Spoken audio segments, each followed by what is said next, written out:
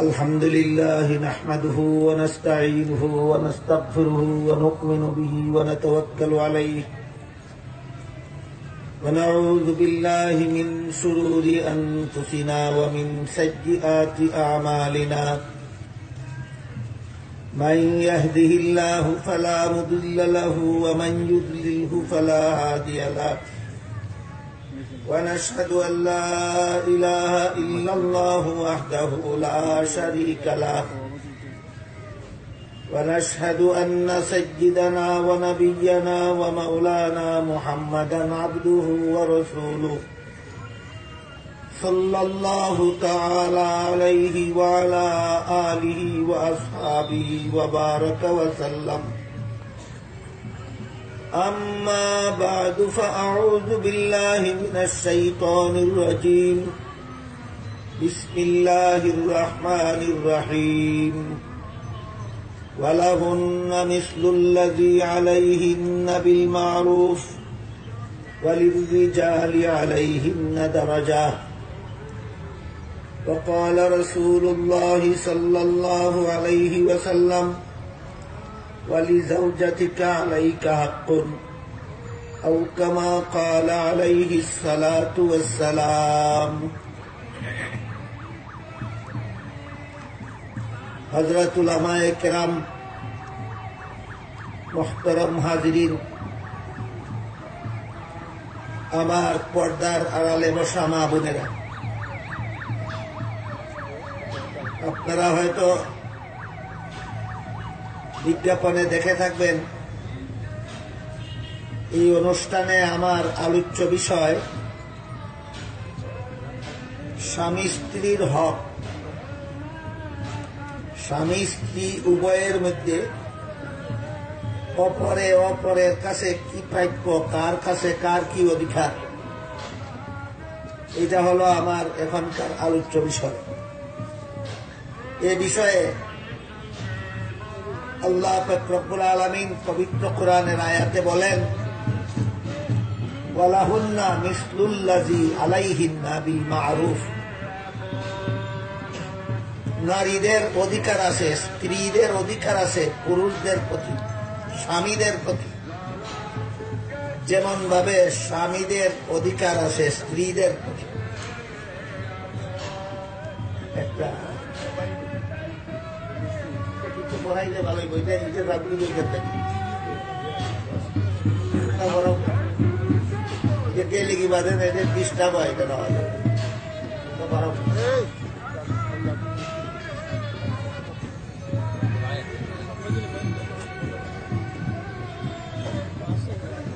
মুহতারাম হাজিরিন, আল্লাহ পাক রব্বুল আলামিন পবিত্র কোরআনে বলেন, ওয়ালাহুন্না মিসলুল্লাযী আলাইহিন্না বিল মা'রুফ।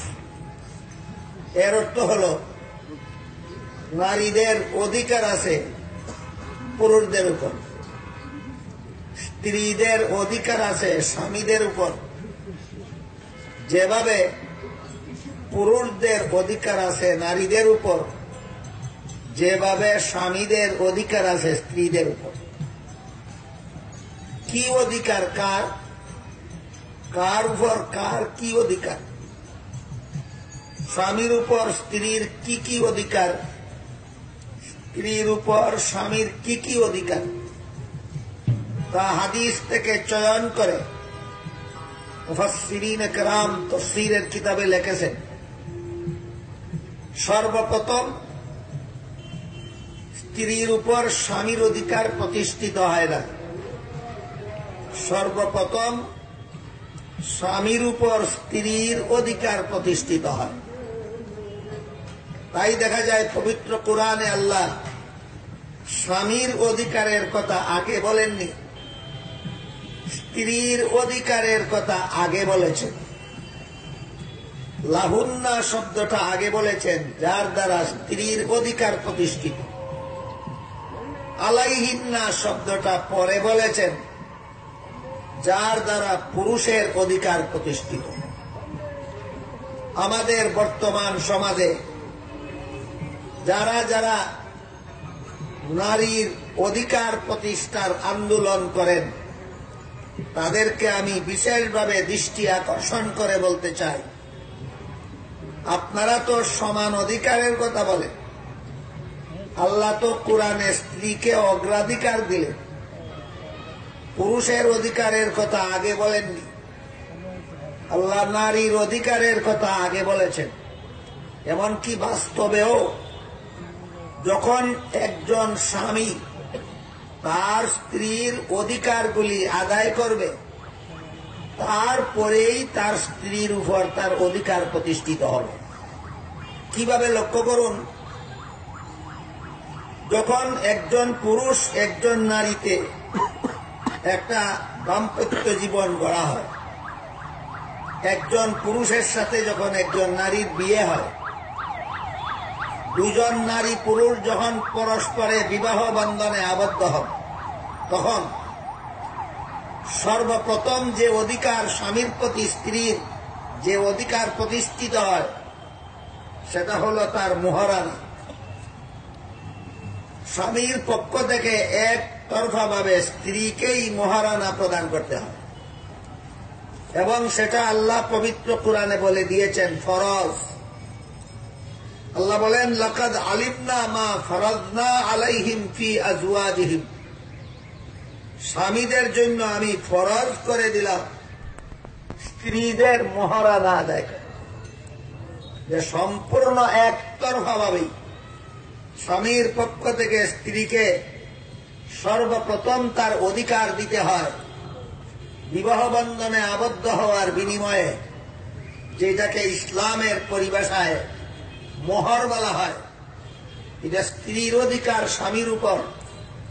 যতক্ষণ পর্যন্ত স্বামী তার স্ত্রীর মোহর আদায় করবে না, ততক্ষণ পর্যন্ত স্ত্রীর অধিকার তাকে স্বামীকে তার গায়ে স্পর্শ করতে দেবে না।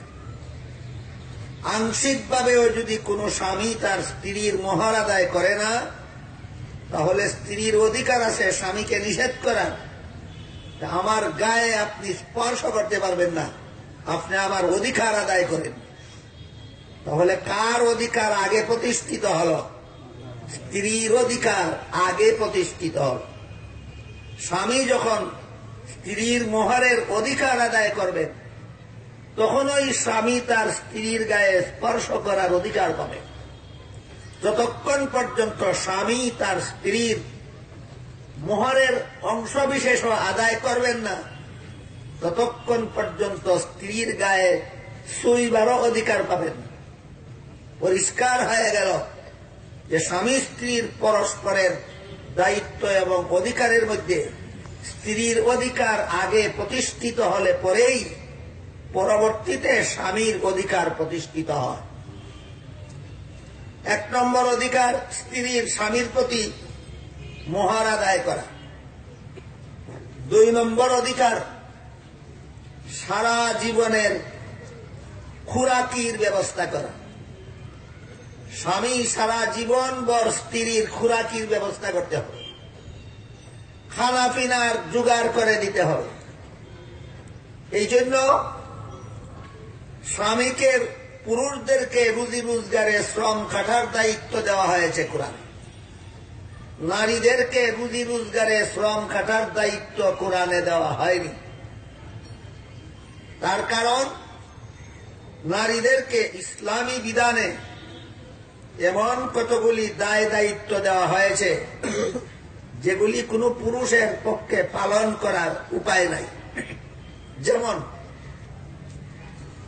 একতরফাভাবে নারীদেরকেই মাসিক ঋতুস্রাবের ঝামেলা পোহাতে হয়, এই দায়িত্ব কোনো পুরুষের জীবনে নাই। প্রত্যেকটা সন্তান নারীর গর্ভেই ধারণ করতে হয়, কোন পুরুষের এই দায়িত্ব নাই। প্রতিটি সন্তানের প্রসব কষ্ট একতরফাভাবে নারীকেই সহ্য করতে হয়, এই দায়িত্ব কোনো পুরুষের নাই। প্রতিটি সন্তানকে লালন পালনের কষ্ট একতরফাভাবে নারীকেই সহ্য করতে হয়, এই দায়িত্ব কোনো পুরুষের নাই। সুতরাং এতগুলি দায়িত্ব যে একতরফাভাবে নারীদেরকে দেওয়া হল, এর ভিতর দিয়া নারীদের উপার্জনে শ্রম খাটার সময় কোথায়, সুযোগ কোথায়? এজন্য এত সব দায়িত্ব যেহেতু সৃষ্টিগতভাবে আল্লাহর পক্ষ থেকে শুধুমাত্র নারীদেরকে দেওয়া হয়েছে, তাই উপার্জনে শ্রম খাটার দায়িত্ব একতরফাভাবে পুরুষকেই দেওয়া হয়েছে। এজন্য স্বামী স্ত্রীর পারস্পরিক অধিকারের মধ্যে স্বামীর প্রতি স্ত্রীর 2 নম্বর অধিকার, স্ত্রী শুধু উপার্জন করবে না, স্বামী শুধু উপার্জন করবে, আর স্ত্রী পাবে স্বামীর উপার্জনে বুক দখলের অধিকার। উপার্জনের দায়িত্ব স্বামীর, আর স্বামীর উপার্জিত সম্পদে বুক দখলের অধিকার হল স্ত্রী। কোনটা দায়িত্ব আর কোনটা অধিকার, এর পার্থক্য বোঝার মতো অনুভূতিও যেন মনে হয় আমাদের সমাজের তথাকথিত বুদ্ধিজীবীদের মাথায় জাগে না। তারা উপার্জনের দায়িত্বটা নারীর ঘাড়ে চাপিয়ে দিয়ে পুরুষের সমান অধিকার দিলাম বলতে চায়। উপার্জনে শ্রম খাটা অধিকার নয়, উপার্জনে শ্রম খাটা দায়িত্ব। উপার্জিত সম্পদ বুক করা হলো অধিকার। উপার্জন হলো দায়িত্ব আর উপভোগ হলো অধিকার। দায়িত্বটা দেওয়া হয়েছে পুরুষকে, উপার্জন করবে পুরুষ, অধিকার দেওয়া হয়েছে নারীকে। পুরুষের উপার্জিত সম্পদ শুধু উপভোগ করবে নারীরা। যতদিন পর্যন্ত একটা নারীর বিয়ে না হয় ততদিন পর্যন্ত তার বাবা শুধু উপার্জন করবে, আর মেয়ে শুধু বাবার উপার্জিত সম্পদ উপভোগ করবে। বিয়ের পর থেকে মরণ পর্যন্ত সারা জীবন ভর স্বামী শুধু উপার্জন করবে, আর স্ত্রী স্বামীর উপার্জিত সম্পদ শুধু উপভোগ করবে। কোনটা দায়িত্ব আর কোনটা অধিকার আমাদের বুদ্ধিজীবীরা সব একাকার করে ফেলছেন, সব জগা খিচুড়ি পাকিয়ে ফেলছেন। একটা হলো দায়িত্ব আর একটা হলো অধিকার। বলুন, উপার্জনের শ্রম খাটাটার নাম কি অধিকার না দায়িত্ব? এটা কার? পুরুষের। আর উপার্জিত সম্পদ বুক করাটা কি দায়িত্ব না অধিকার? এটা কার? মহিলা। সুতরাং সারা জীবন ভর উপার্জনের দায়িত্ব ইসলামের বিধান মতে পুরুষের উপর অর্পিত, আর পুরুষের উপার্জিত সম্পদে বুক দখলের অধিকার নারীর জন্য প্রতিষ্ঠিত। আমাদের বর্তমান সমাজের বিশেষত মুসলমান মহিলাদের বিষয়গুলি ভালো রকম জানার বুঝার দরকার। কোন স্ত্রীকে যদি তার স্বামী বলে যে একটা অফিসে আমি চাকরি করি, 5,000 টাকা বেতন পাই, আর একটা অফিসে তুমি চাকরি করো, আরো 5,000 টাকা বেতন পাবে, আমিও উপার্জন করি তুমিও উপার্জন করো, এমতাবস্থায় এইরকম প্রস্তাব কোন স্ত্রীকে যদি তার স্বামী করে, স্ত্রী বুদ্ধিমতী হইলে স্ত্রীকে ইসলাম কি অধিকার দিয়েছে এটা নারীর জানা থাকলে সাথে সাথে স্বামীর মুখ বরাবর বলে দিতে পারবে, ঠিক আছে, আপনি যেমন একটা অফিসে চাকরি করে 5,000 টাকা উপার্জন করবেন, আমিও আর একটা অফিসে চাকরি করে আরো 5,000 টাকা উপার্জন করবো, ভালো কথা। ঠিক তেমনি ভাবে একটা সন্তান যেভাবে আমার পেটে ধারণ করব, আর একটা সন্তান আপনার পেটে ধারণ করুক। আমার পেটে সন্তান ধারণ করার সময় আপনি থাকবেন বিশ্রামে, আপনার পেটে সন্তান ধারণ করার সময় আমিও থাকবো বিশ্রামে। এই কথা মুখ বরাবর বলে দিতে পারবেন ওই সমস্ত নারীরা, যে সমস্ত নারীদের জানা থাকবে আপনাদেরকে ইসলাম কতটুকু অধিকার দিয়েছে। তাই মুফাসসিরিন কেরাম তাফসীরের কিতাবে লেখেন, আল্লাহ পাক রব্বুল আলামিন লাহুন্না শব্দটা আগে বলেছেন, নারীর অধিকার আগে, আলাইহিন্না শব্দটা পরে বলেছেন, পুরুষের অধিকার পরে। আগে পুরুষের উপর নারীর অধিকার প্রতিষ্ঠিত হয়, তারপরে নারীর উপর পুরুষের অধিকার প্রতিষ্ঠিত হয়। সর্বপ্রথম স্বামীর পক্ষ থেকে স্ত্রীকে মোহর দিতে হয়, দ্বিতীয় পর্যায়ে স্বামীর পক্ষ থেকে স্ত্রীকে সারা জীবনের খোরাকি দিতে হয়, তৃতীয় পর্যায়ে স্বামীর পক্ষ থেকে স্ত্রীকে সারা জীবনের পোশাক দিতে হয়। চতুর্থ পর্যায়ে স্বামীর পক্ষ থেকে স্ত্রীকে সারা জীবন যাপনের জন্য বাড়িঘর দিতে হয়। পঞ্চম পর্যায়ে স্বামীর পক্ষ থেকে স্ত্রীকে মান সম্মানে বসবাস করার এবং হালাল পথে চলার মতো, জাহান্নাম থেকে বাঁচার পথে চলার মতো, জান্নাত লাভ করার পথে চলার মতো ব্যবস্থা দিতে হয়। এটা স্বামীর উপর ফরজ।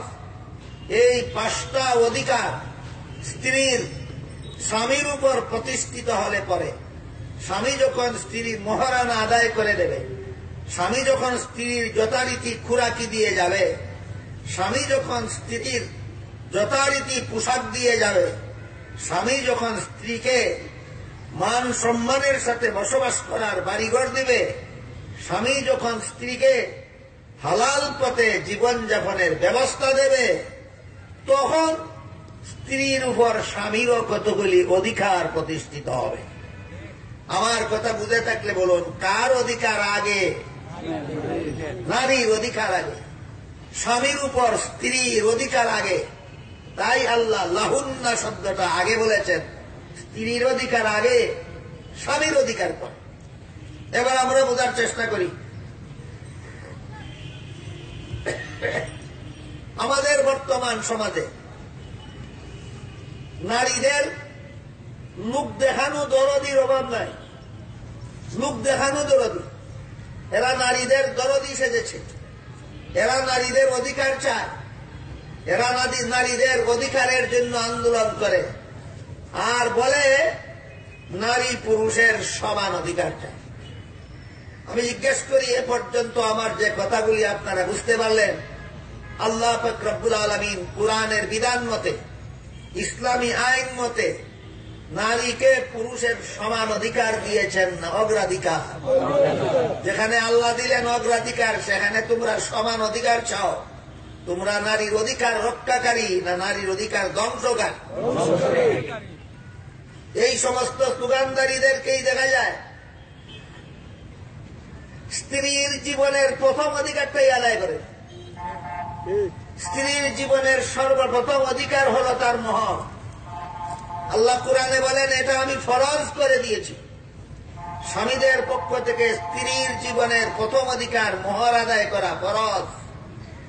সুতরাং যে স্বামী তার স্ত্রীর সমুদয় মোহর আদায় করবে না, সে ফরজ লঙ্ঘনের গুনাহগার হয়ে হাসরের মাঠে আল্লাহর আদালতে হাজিরা দিতে হবে। এই সমস্ত তথাকথিত নারীবাদীরা কতজন স্ত্রীর মোহর যথাযথভাবে আদায় করে? কাবিনে লেখাইয়া রাখে 9,09,999 টাকা, 1 লাখও দেয় না। জিজ্ঞাসা করলাম একদিন একজন এইরকম কাবিন লেখা নেওয়ালাকে, তুমি 9,09,999 টাকা মোহর কাবিন লেখাইলে, এত টাকা তুমি পরিশোধ করবে কিভাবে? আমাকে বলে, এইগুলি পরিশোধ করতে হয় না।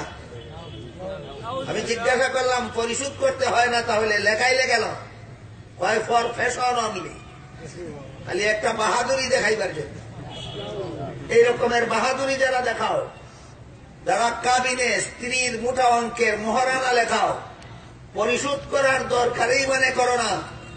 তোমাদের সম্পর্কে এই হাদিস শরীফে আল্লাহর রাসূল সাল্লাল্লাহু আলাইহি ওয়াসাল্লাম বলেছেন, যে লোক তার বিয়েতে এমন একটা মোহর ধার্য করে বিয়ে করে যা পরিশোধ করার ইচ্ছাই নাই তার, এই লোকটা যতদিন তার বিবির সাথে মিলামিশা করবে ততটা জিনার গুনাহ তার আমলনামায় লেখা হবে। সুতরাং ফ্যাশন ইচ্ছা মতে করো। আল্লাহর রাসূলের ঘোষণা, যেই ব্যক্তি তার স্ত্রীর মোহর আদায় করার ইচ্ছা রাখে না, এই ব্যক্তি যতবার তার বিবির সাথে মিলামিশা করবে ততটা জিনার গুনাহ তার আমলনামায় লেখা হবে। কোথায় গেল তোমাদের নারীর অধিকার আদায়ের আন্দোলন? কোথায় গেল তোমাদের নারীর অধিকার আদায়ের স্লোগান? এইগুলি ধোঁকাবাজি ছাড়া আর কিছু নয়। সমাজের মুসলমান নারীদের চোখে দুলাফরা দিয়ে তাদেরকে ঠকানোর চক্রান্ত ছাড়া আর কিছু নয়।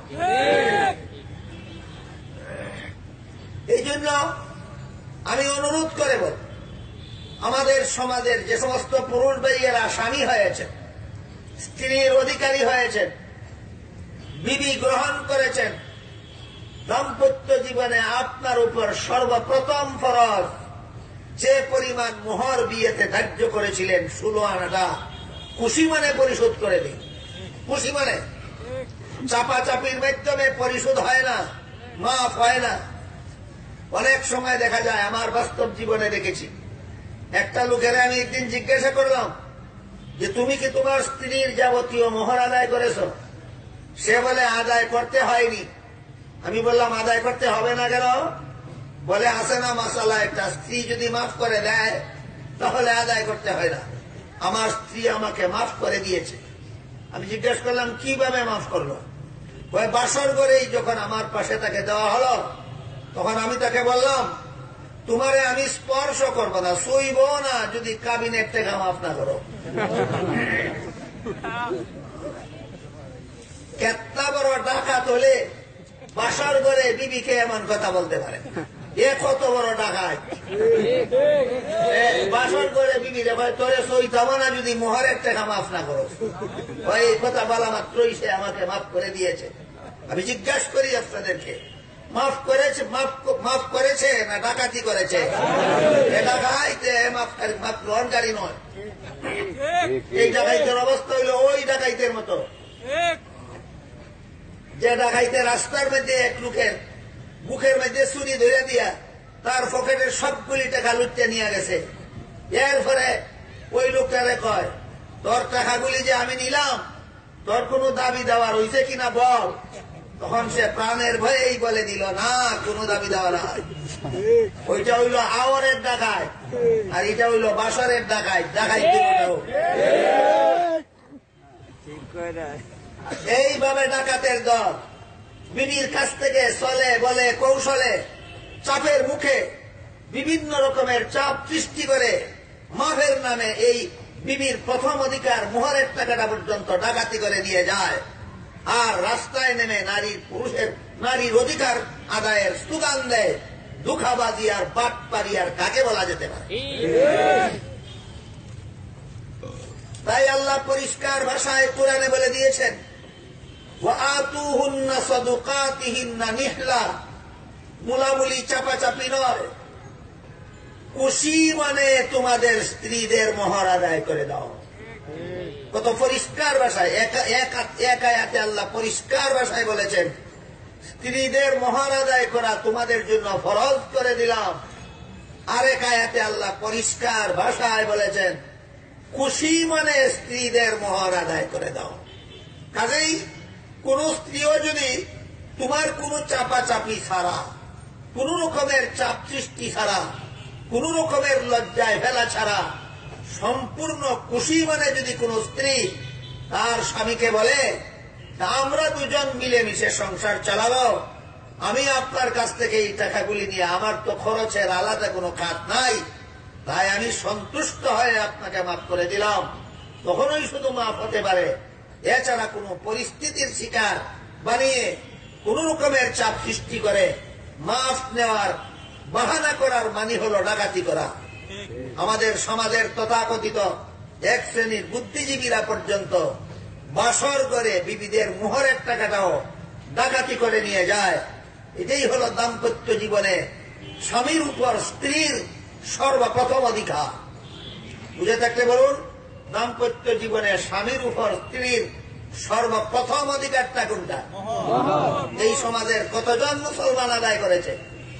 এদেরকে হাসরের মাঠে যে সমস্ত স্বামীরা বিবিদের মোহর আদায় করে না, দুনিয়াতে জীবনযাপনের স্বার্থে, সুখে শান্তিতে জীবনযাপনের স্বার্থে স্ত্রী মুখ খুলে কিছু বলে না, কিন্তু হাসরের মাঠে এই সমস্ত স্বামীদের গালে ধরিয়া স্ত্রীরা আল্লাহর দরবারে নিয়ে যাবে, বলবে আল্লাহ এই ডাকাত আমার দাম্পত্য জীবনের প্রথম অধিকারটা পর্যন্ত আদায় করিনি, আমি আল্লাহ আপনার আদালতে এর বিচার চাই। আল্লাহ পাক রব্বুল আলামিন নির্দেশ দিবেন দুনিয়ার জীবনে তোর স্ত্রীর মোহরের অধিকার আদায় করতেছ না, আজকে আদায় কর। তখন সে বলবে আজকে তো যে টাকাগুলি কাবিনে লেখাইছিলাম সেই টাকাগুলি সাথে নিয়ে আসেনি, কিভাবে আদায় করব? টাকা পয়সার লেনদেন নয়, আজকে শুধু সোয়াব আর গুনার লেনদেন। তোর বিবির যে পরিমাণ মহারানা তোর কাছে প্রাপ্য ছিল সেই অনুপাতে তোর নেক আমল তোর স্ত্রীরে দিয়ে দে। তখন যদি বলে আমার এত পরিমাণ নেক আমল তো নাই দেওয়ার মতো, তখন আল্লাহ বলবেন তোর বিবির গুনাহগুলি তুই নিয়ে যা। এইভাবে হাসরের মাঠে এই ডাকাতদের মোহর পরিশোধ করা হবে। কথাটা ভালো রকম মনে রাখা দরকার। সমস্ত স্বামী নামক ডাকাতদের এই কথাটা ভালো রকম মনে রাখা দরকার। হাসরের মাঠে এই সমস্ত ডাকাতদের হাত থেকে স্ত্রীর মোহর কিভাবে পরিশোধ করা হবে? হয়তো স্বামীর নেক আমলের সওয়াব স্ত্রীকে দিয়ে দিতে হবে, আর যে স্বামীর নেক আমলের সওয়াব নাই তার স্ত্রীর গুনাহগুলি তার নিয়ে যেতে হবে। এই পদ্ধতিতে হাসরের মাঠে স্ত্রীর প্রথম অধিকারটা আদায় করা হবে, মোহরের অধিকার।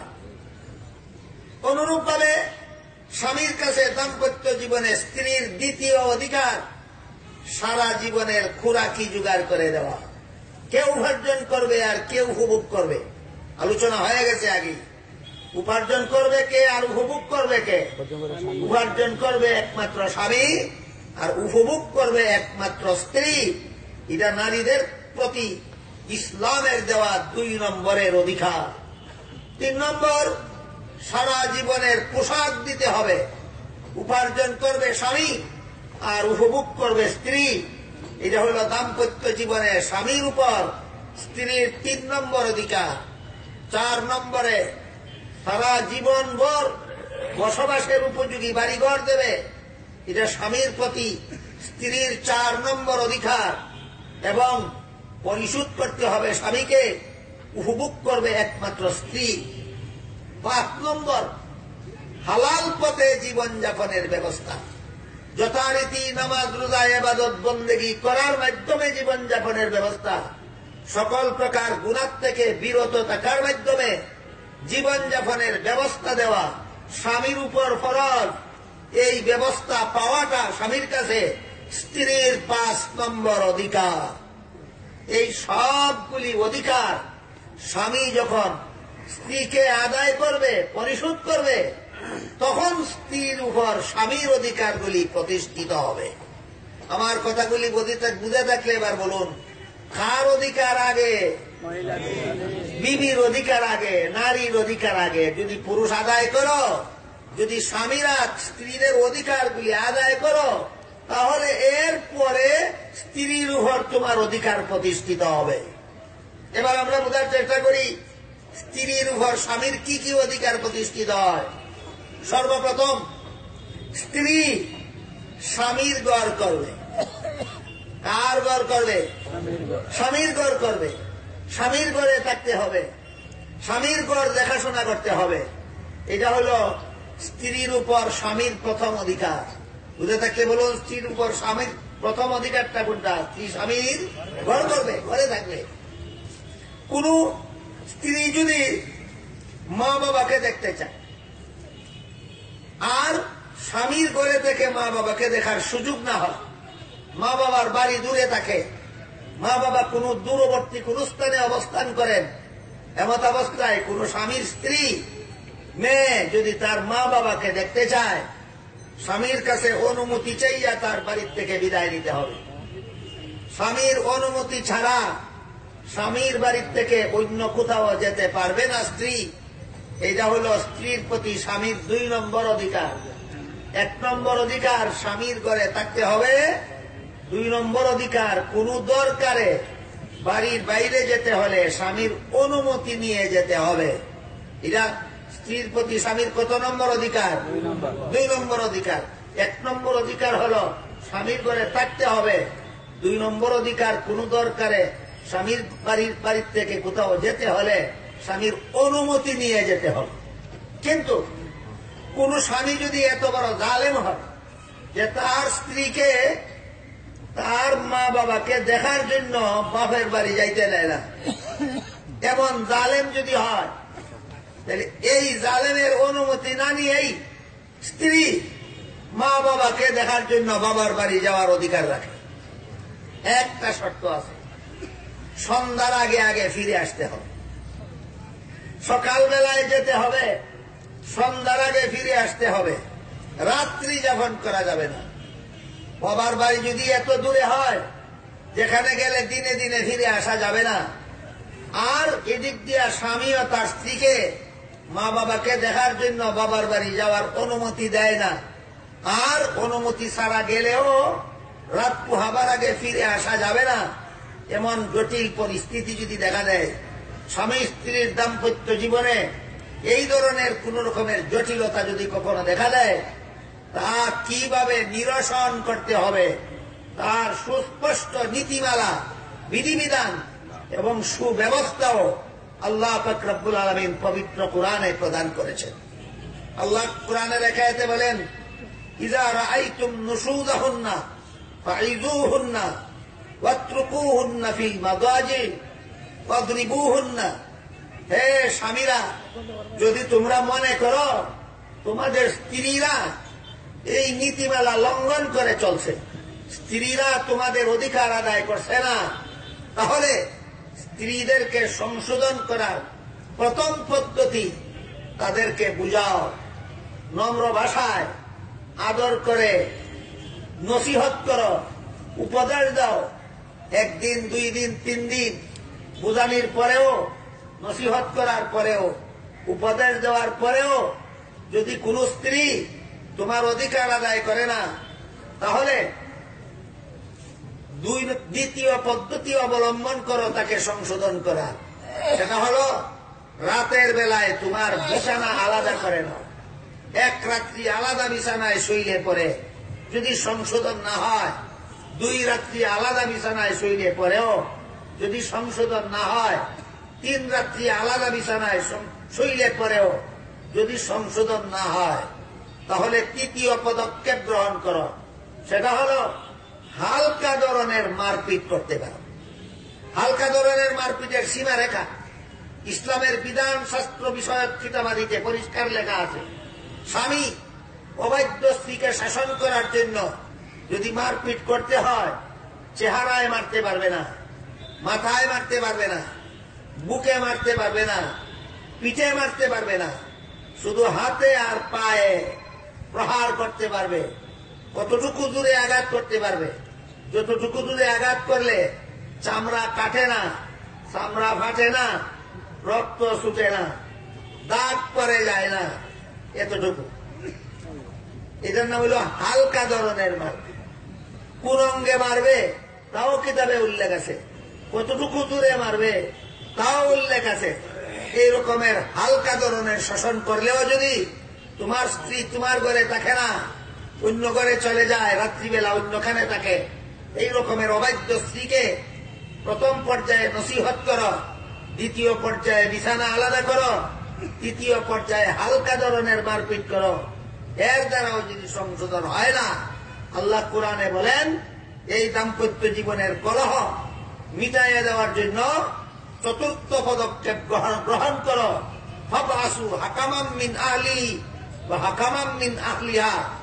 স্বামীর পরিবারের 2-1 মুরব্বী, স্ত্রীর পরিবারের 2-1 মুরব্বী, এই 2 পক্ষের মুরব্বীদের কাছে বিষয়টা পেশ করো। প্রথমেই পঞ্চায়েতি আদালতে যাও না, প্রথমেই সরকারি আদালতে যাও না। কেন? আল্লাহ বলেন স্বামী স্ত্রীর মধ্যকার অনেক ব্যাপারই থাকে গোপনীয় ব্যাপার সেবার। কোন কারণে স্বামী গুসা করলো, কোন কারণে স্ত্রী অভিমান করলো, এইগুলি সমাজের মানুষকে শুনতে দেওয়াও লজ্জার ব্যাপার হয় অনেক সময়। পঞ্চায়েতের লোকদেরকে শুনতে দেওয়াও অনেক সময় লজ্জাজনক হয়। আদালতে বলা তো মারাত্মক লজ্জাজনক হয়। এই জন্য আল্লাহ পাক রব্বুল আলামিন স্বামী স্ত্রীর দাম্পত্য জীবনের গোপন বিষয়গুলি যেন সমাজে প্রকাশ করে লজ্জাজনক পরিস্থিতির সম্মুখীন হতে না হয়, এজন্য বলেন চতুর্থ পর্যায়ে তোমরা পঞ্চায়েতি বিচারে যাইও না, স্বামী স্ত্রীর ঝগড়া মিটমাটের জন্য আদালতের শরণাপন্ন হয় না। স্বামী স্ত্রীর ঝগড়া মিটমাটের জন্য আগে স্বামীর পরিবারের ঘনিষ্ঠ 2-1 মুরব্বীকে অবগত করো, স্ত্রীর পরিবারের ঘনিষ্ঠ 2-1 মুরব্বীকে অবগত করো। এই 2 পক্ষের মুরব্বীর একটা যোগ্যতা থাকতে হবে। সেটা হলো ইসলাম স্বামীকে কি পরিমাণ অধিকার দিয়েছে, স্ত্রীকে কি পরিমাণ অধিকার দিয়েছে, এই মুরব্বীদের জানা থাকতে হবে। মুরব্বী নিজেই যদি জানে না ছেলেরে ইসলামে কি পরিমাণ অধিকার দিল, মেয়েরে কি পরিমাণ অধিকার দিল, মুরব্বী যদি নিজেই জানে না, তাহলে কেমনে বিচার করবে, কোন পক্ষ অপরাধ করলো যে নিজেই সাব্যস্ত করতে পারবে না। যে মুরব্বী নিজেই মূর্খ, এই মুরব্বী এই বিধান মতো বিচার করার যোগ্যতাই রাখে না। আমাদের বর্তমান সমাজের অবস্থা এইরকমই। এই পরিস্থিতি যেখানে দাঁড়ায়, সেখানে শুধু দুই পরিবারের দুই একজন মুরব্বীর কাছে বিষয়টা বললেই হবে না। দাম্পত্য জীবনের নীতিমালা, ইসলাম দাম্পত্য জীবনে স্বামীকে কি কি অধিকার দিয়েছে, ইসলাম দাম্পত্য জীবনে স্ত্রীকে কি কি অধিকার দিয়েছে, এইগুলি জানেন এমন এক দুজন বিজ্ঞ আলেমকেও এই দুই পরিবারের মুরব্বীদের সাথে সালেস হিসাবে রাখতে হবে। কথাটা বুঝতে পারতেছেন কিনা আপনারা? এমত অবস্থায় এই সালিস কমিটি বসবে, বসে দেখবে যে ইসলামের দেওয়া অধিকার মতো স্বামী অপরাধ করলো না স্ত্রী অপরাধ করলো। বসার পরে যদি দেখা যায় স্বামীর অপরাধ, স্ত্রীর অপরাধ নাই, তাহলে তারা স্বামীকে সংশোধন করার ব্যবস্থা করবে।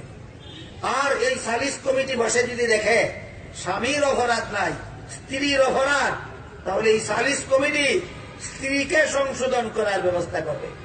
এটা হল দাম্পত্য জীবনের কলহ মিটমাট করার চতুর্থ পদ্ধতি। এই পদ্ধতিও যদি কখনো দুর্ভাগ্যবশত ব্যর্থ হয়ে যায়, তাহলে পঞ্চম পদ্ধতি হল স্বামী তার স্ত্রীকে একটা তালাক দিয়ে, একটা তালাক দিয়ে 3 মাস আলাদা করে। 3 মাসের ভিতরে যদি সংশোধন হয়ে যায়, তাহলে আর ইয়া করতে হবে না, বিচ্ছিন্ন হবে না সংসার। এই সংসারই আবার নতুন ভাবে চলতে পারবে। 3 মাস অতিক্রান্ত হওয়ার পরও যদি স্ত্রী সংশোধন হয় না, তাহলে দ্বিতীয় মাসে দ্বিতীয় পর্যায়ে দ্বিতীয় তালাক দেবে। এর ফলে যদি সংশোধন হয় না, 3 মাস অতিক্রান্ত হয়ে গেলেই বিবাহ বিচ্ছেদ এক পর্যায়ের হয়ে যাবে। তখন তারা ইচ্ছা করলে ভিন্ন ভিন্ন সংসারও গ্রহণ করতে পারবে স্বাধীনভাবে। ইচ্ছা করলে পুরাতন সংসারকেও আবার পুনর্গঠন করতে পারবে ইচ্ছা করলে। এইভাবে ইসলাম সুযোগ দিয়েছে, দাফে দাফে সংশোধন করো, একসাথে 3 তালাক দিও না। ভালো রকম স্মরণ রাখবেন, একসাথে 3 তালাক দেওয়া হারাম। একসাথে 3 তালাক দেওয়া হারাম। যারা একসাথে 3 তালাক দেয়, এরা মাতলামি করে বিবির সাথে, মস্তানি করে বিবির সাথে।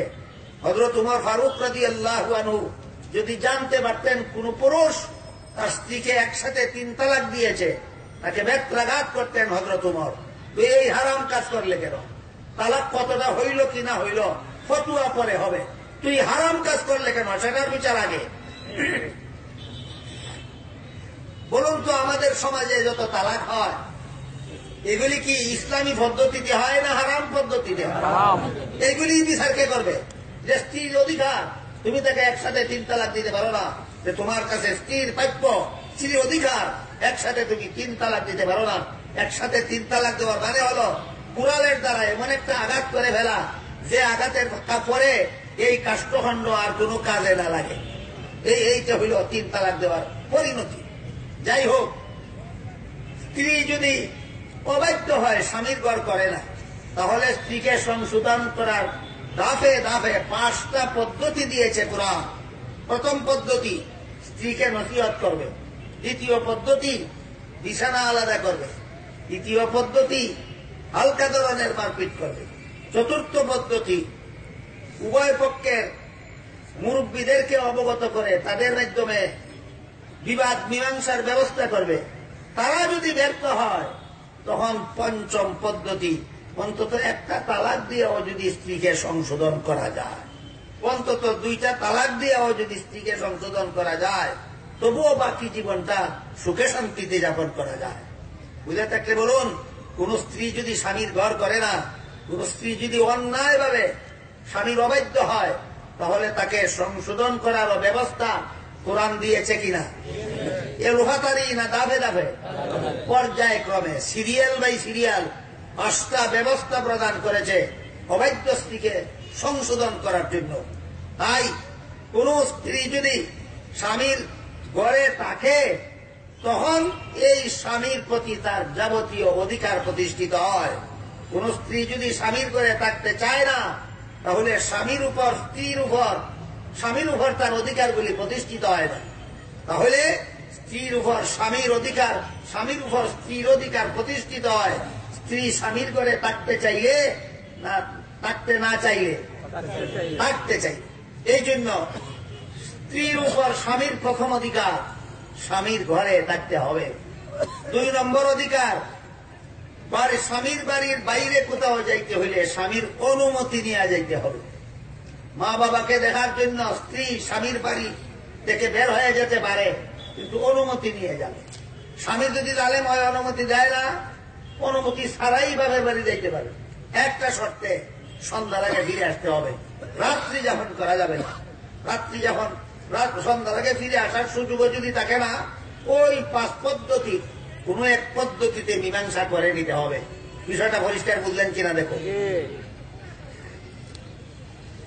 স্ত্রীর প্রতি স্বামীর 3 নম্বর অধিকার, স্বামীর অনুপস্থিতিতে স্বামীর ঘরের যাবতীয় দেখাশোনা করতে হবে। অনুমতি ছাড়া কোন লোক যেন স্বামীর ঘরে না ঢুকে, স্বামীর ঘরের কোন জিনিস যেন অনুমতি ছাড়া কেউ নিয়ে যেতে না পারে, স্বামীর ঘরের কোন জিনিস যেন অনুমতি ছাড়া কেউ ব্যবহার করতে না পারে। এই সমস্ত ব্যাপার সেবার স্বামীর ঘরের দেখাশোনা করতে হবে স্ত্রীর স্বামীর অনুপস্থিতিতে। এটা হল স্ত্রীর প্রতি স্বামীর কত নম্বর অধিকার? 3 নম্বর অধিকার। স্মরণ রাখুন, 1 নম্বর অধিকার স্বামীর ঘরে থাকতে হবে। 2 নম্বর অধিকার, কোথাও যাইতে হলে স্বামীর অনুমতি দিতে হবে।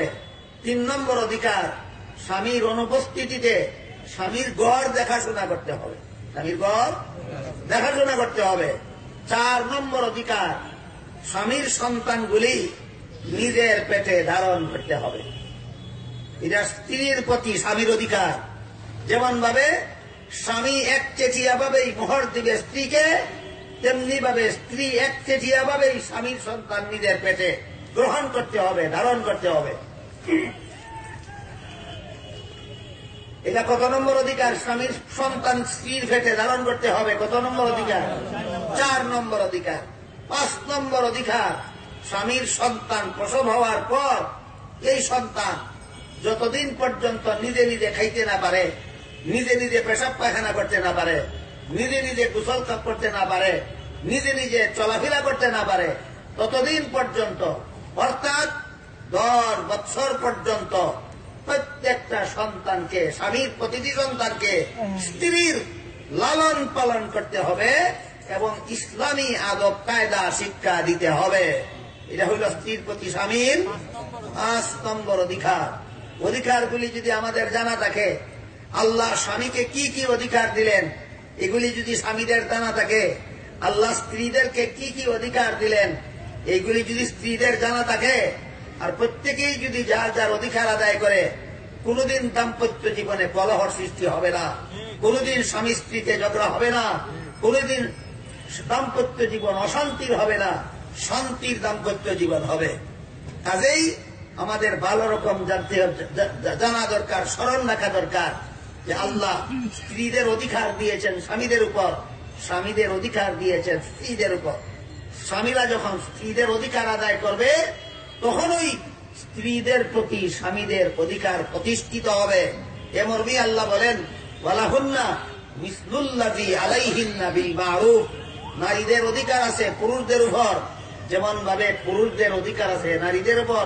প্রত্যেকের অধিকার ওই ন্যায্য, প্রত্যেকের অধিকার ন্যায্য অধিকার।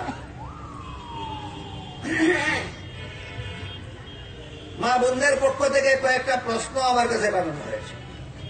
একটা প্রশ্ন হলো, মহিলা ও পুরুষদের পর্দা কি ধরনের পোশাক দিয়ে করা, পর্দা না করলে কি শাস্তি হবে? মহিলা ও পুরুষদের পর্দা 2 রকমের আছে। একটা হইল ঘরে থাকা অবস্থায় নারীদের পর্দা, আরেকটা হইল ঘর থেকে যে বের হওয়ার বিধিবিধান আছে, আলোচনা হইল। বাড়ির থেকে নারীরা যখন কোন দরকারি কাজে বের হবে, তখন পথে ঘাটে নারীদের দেহের পর্দা। বাড়ির ভিতরের পর্দার পদ্ধতি আলাদা, পথে ঘাটের পর্দার পদ্ধতি আলাদা।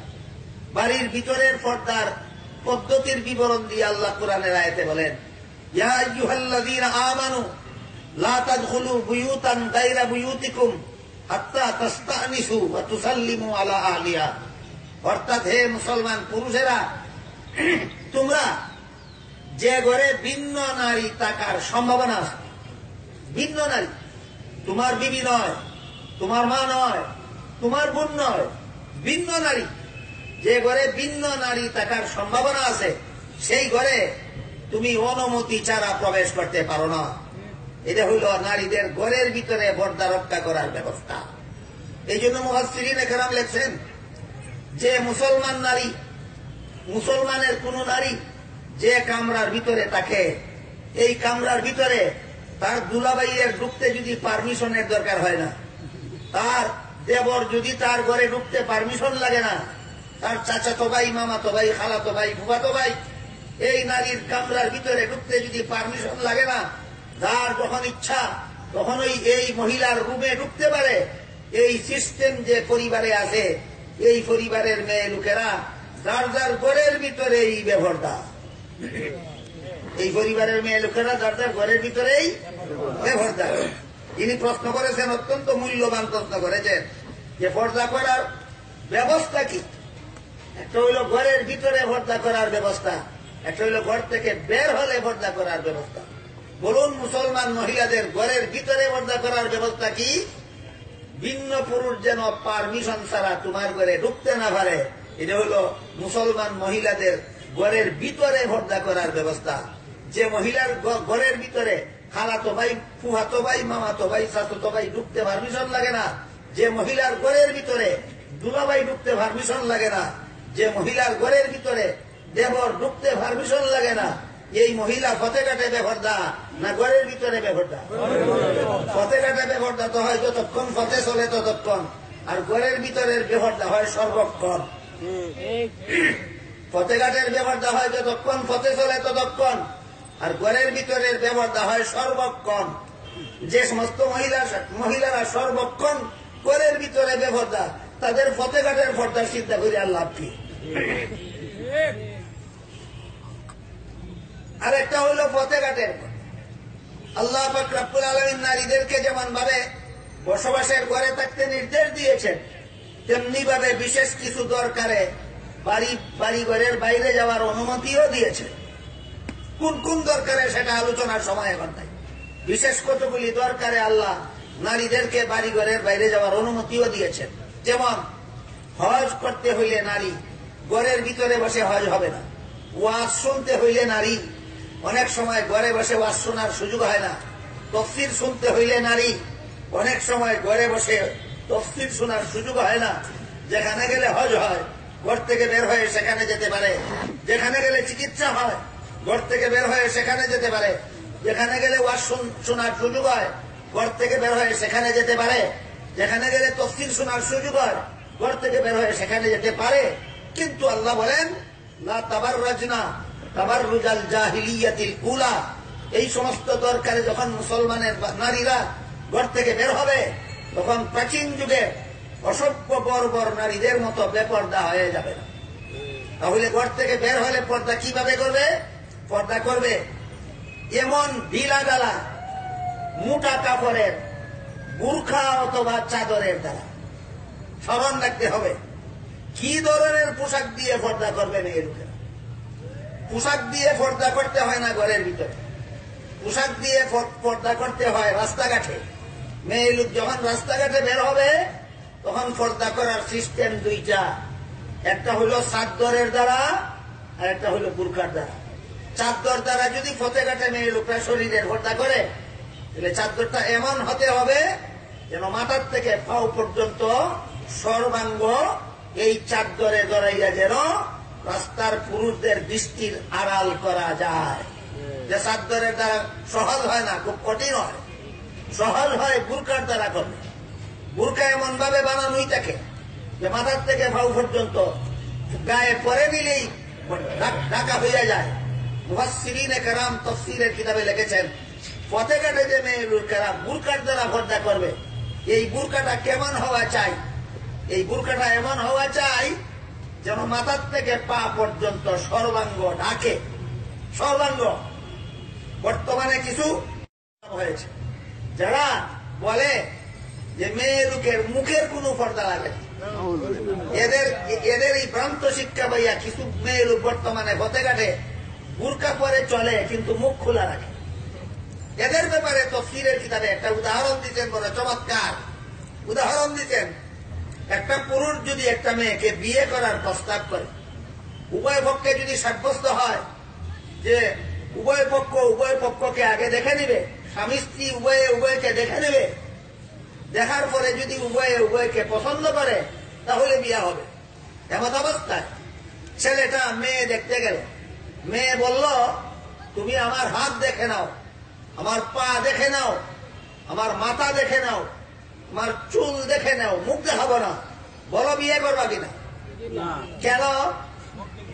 চুল মুখের চেয়ে বেশি সুন্দর নয়, মাথা মুখের চেয়ে বেশি সুন্দর নয়, হাত মুখের চেয়ে বেশি সুন্দর নয়, পা মুখের চেয়ে বেশি সুন্দর নয়।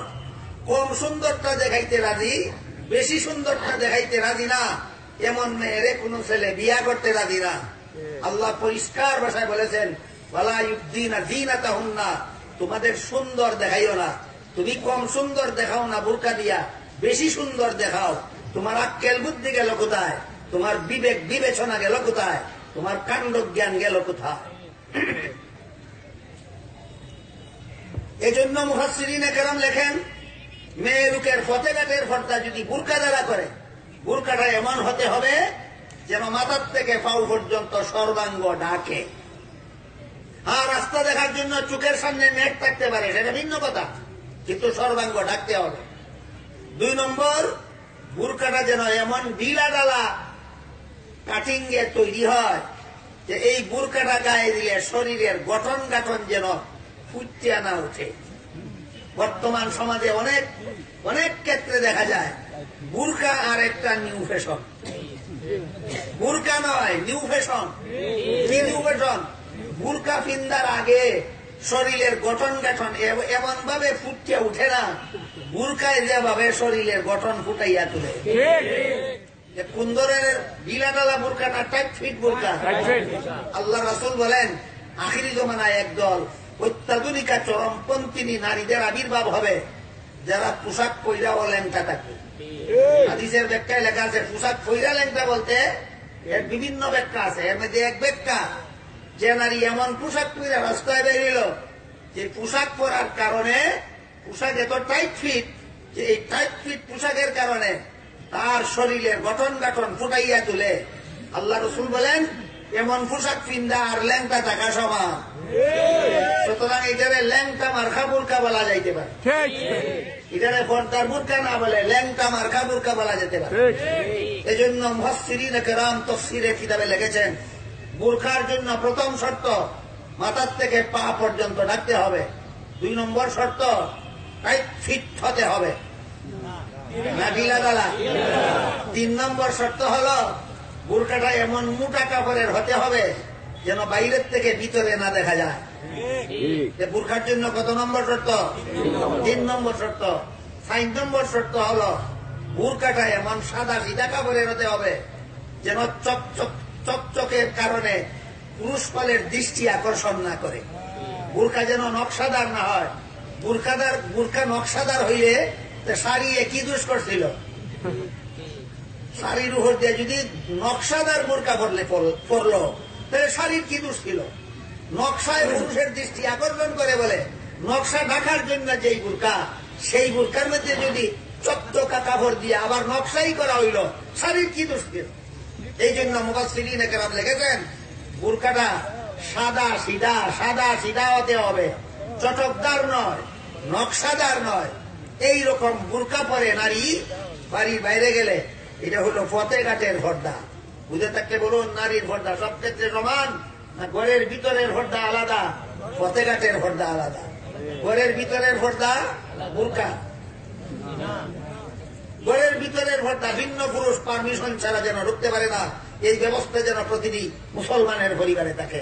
এটা হলো ঘরের ভিতরের পর্দা। আর ঘরের বাইরের পর্দা হইল বুরকা। এরপরে প্রশ্ন করেছে করেছেন টিভি দেখা, মোবাইলে গান শোনা কিরূপ গুনাহ? জেনে শুনে বুঝে গুনাহ করলে মাফ হবে কি? টিভি দেখা, টিভিতে ভিন্ন নারী ভিন্ন পুরুষের ছবি দেখা হারাম। টিভিতে ভিন্ন পুরুষে ভিন্ন নারীর ছবি দেখা হারাম। বাস, যে টিভিতে ভিন্ন পুরুষ ভিন্ন নারীর ছবি দেখার ব্যবস্থা আছে, যে টিভিতে ভিন্ন নারী ভিন্ন পুরুষের ছবি দেখার ব্যবস্থা আছে, এমন টিভি দেখা হারাম। মোবাইলে গান শোনা, যে কোনো অবস্থায় গান শোনা হারাম। মোবাইলে হোক, যে কোনো অবস্থাতে হোক, যে কোনো অবস্থায় গান শোনা হারাম। গুনাহ জেনে বুঝে করলে মাফ হবে কি? অবশ্যই। জেনে বুঝে যারা গুনাহ করেছে, এরা যদি অতীতের গুনার জন্য লজ্জিত হয়ে যায় এবং গুনার অভ্যাস ছেড়ে দেয়, আল্লাহর কাছে ওয়াদা করে আর ভবিষ্যৎ জীবনে কোনোদিন গুনাহ করবে না। আল্লাহ ওয়াদা দিয়েছেন, অবশ্যই আল্লাহ সব গুনাহ মাফ করে দেবে। 3 নম্বর প্রশ্ন করেছেন স্বামী স্ত্রীর কর্তব্য। এটা আমার আজকের আলোচ্য বিষয়, সবিস্তারে আলোচনা হয়েছে। স্বামী স্ত্রীর কর্তব্য আজকের আলোচ্য বিষয় ছিল, সবিস্তারে আলোচনা হয়েছে। স্বামী অবৈধ হলে স্ত্রীর করণীয় কি, এটাও আলোচনার ভিতর দিয়ে চলে গেছে। স্বামী যদি অবিচার করে তবুও অবিচারের ব্যবস্থা আছে, স্ত্রী যদি অবিচার করে তবুও শরীয়তে তার বিচারের ব্যবস্থা আছে। মহিলা ও পুরুষরা কি আল্লাহকে পাওয়ার জন্য বাড়ি ছেড়ে চলে গিয়ে বৈরাগী হওয়া যায়? হাদিস শরীফে আল্লাহ রাসূল বলেন, লা রাহবানিয়াতা ফিল ইসলাম, ইসলাম ধর্মে বৈরাগী হওয়ার কোনো ব্যবস্থা নাই। বাড়িঘর ছেড়ে দিয়ে সংসার বর্জন করে ধর্ম পালনের ব্যবস্থা ইসলামে নাই। মোবাইল ফোনে অপরিচিত লোকের সাথে কথা বলা যায় আছে কিনা? মোবাইল ফোনে মেয়ে লোকেরা অপরিচিত পুরুষের সাথে, মোবাইল ফোনে পুরুষেরা অপরিচিত নারী লোকের সাথে কথা বলার কারণে কি পরিমাণ কেলেঙ্কারি সমাজ চলছে, এটা যারা জানে এরা জায়েজ আছে কিনা হায়া লজ্জা থাকলে এই প্রশ্ন করতে পারে। আল্লাহর হুকুম বাদ দিয়ে যারা নিজেদের হুকুম কায়েম করে তারা কি মুসলমান? এক কথায় জবাব দেওয়ার উপায় নাই। তফসিরের কিতাবে লেখে, এটার ব্যাখ্যা আছে, কেউ যদি আল্লাহর হুকুম বাদ দিয়ে নিজের হুকুম চালু করে আর বলে যে আল্লাহর হুকুম ছাড়া শান্তি নাই, কিন্তু আমি আমার স্বার্থের কারণে আল্লাহর হুকুম বাদ দিয়া নিজের হুকুম চালু করলাম, তাহলে কাফের হবে না, পাপিষ্ট হবে। আর কেউ যদি বলে আল্লাহর হুকুমে শান্তি নাই, আমার হুকুমে শান্তি, নিশ্চিত কাফের। পরিষ্কার হইল কিনা? আল্লাহ আপনাদের আমাদের সবাইকে এই সমস্ত বিষয় জেনে জীবনে আমল করার, পালন করার তৌফিক দান করুন। মাথায় কাপড় না দিয়ে উযু করা জায়েজ হবে কিনা? উযু করার পর যদি হাঁটুর উপর কাপড় উঠে মাথার কাপড় পরে যায় এবং দূরে হাসি দেওয়া হয়, তবে উযু থাকে কিনা? এই যে কাজগুলির কথা বলা হয়েছে, মাথায় কাপড় না দেওয়া, হাঁটুর উপর কাপড় উঠা, জুড়ে হাসা মেয়ে লোকের জন্য, এগুলি গুনার কাজ, কিন্তু উযুর সাথে কোনো সম্পর্ক নাই। উযুর সাথে কোনো সম্পর্ক নাই।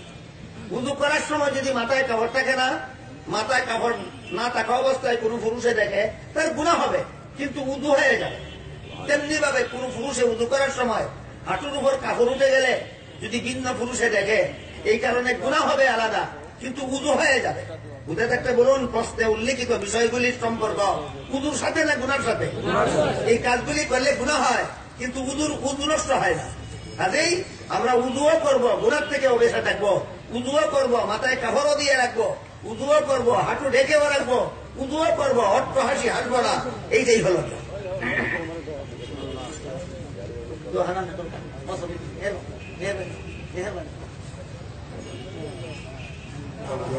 المرسلين وعلى آله وأصحابه وأهل بيته أجمعين. ربنا ظلمنا أنفسنا وإن لم تغفر لنا وترحمنا لنكونن من الظالمين. ربنا آتنا في الدنيا حسنة وفي الآخرة حسنة وقنا عذاب النار. ربنا لا تزغ قلوبنا بعد إذ هديتنا وهب لنا من لدنك رحمة إنك أنت الوهاب. ربنا لا تزغ قلوبنا بعد إذ هديتنا وهب لنا من لدنك رحمة إنك أنت الوهاب. اهدنا الصراط المستقيم، اهدنا الصراط المستقيم، صراط الذين أنعمت عليهم غير المغضوب عليهم ولا الضالين. আয় আল্লাহ আমাদের আজকের এই মাহফিলে তুমি কবুল ও মঞ্জুর করো। আল্লাহ আমার মা বোন হতে যে সমস্ত গুরুদানের দিনের ওয়াজ শুনানি হয়েছে আল্লাহ তালার এগুলি মানিয়া চলার আমরা সবাইকে তৌফিক দান করো। আল্লাহ আমরা জীবনের সমস্ত গুণাগুলিকে মাফ করে দাও। আয় আল্লাহ আমরা জীবন দিয়ে তোমার রঙে রঙিন করে দাও, তোমার হাবিবের রঙে রঙিন করে দাও। আয় আল্লাহ তোমার সমস্ত হুকুমগুলি আমরা যথারীতি রাত দিন 24 ঘন্টা মানিয়া চলার তৌফিক দান করো। আল্লাহ কাজিমুল কোরআন পরিষদের কবুল ও মঞ্জুর ফরমাও। আয় আল্লাহ কাজিমুল কোরআনের সমস্ত জরুরিয়াতকে তোমার গাইবে খাজানা থেকে পুরা ফরমাও। আয় আল্লাহ বাংলাদেশের মধ্যে তুমি আমান আতা ফরমাও। আয় আল্লাহ রহমত নাজিল ফরমাও। ফিতনা ফাসাদ থেকে বাংলাদেশ সহ সমস্ত মুসলিম উম্মার হেফাজত ফরমাও। রব্বানা আলাইকা তাওয়াক্কালনা ওয়া ইলাইকা আনাবনা ওয়া ইলাইকাল মাসির। আল্লাহ আমরা জানা অজানা সমস্ত বিমারে হলে তোমার তার শিকার যে আল্লাহ যে সমস্ত মা বোনরা ওয়াজ শোনার জন্য আইছেন আল্লাহ তারা দিনের মধ্যে হিম্মত আতা ফরমাও। আল্লাহ এই ওয়াজগুলি যে তারা আমরা সকলের জীবনে বাস্তবায়িত করার তৌফিক দান করো। সাল্লাল্লাহু তাআলা আলা খাইরি খালকিহি মুহাম্মাদ ওয়া আলিহি ওয়া আসহাবিহি আজমাইন। আমিন বিরহমাতিকা।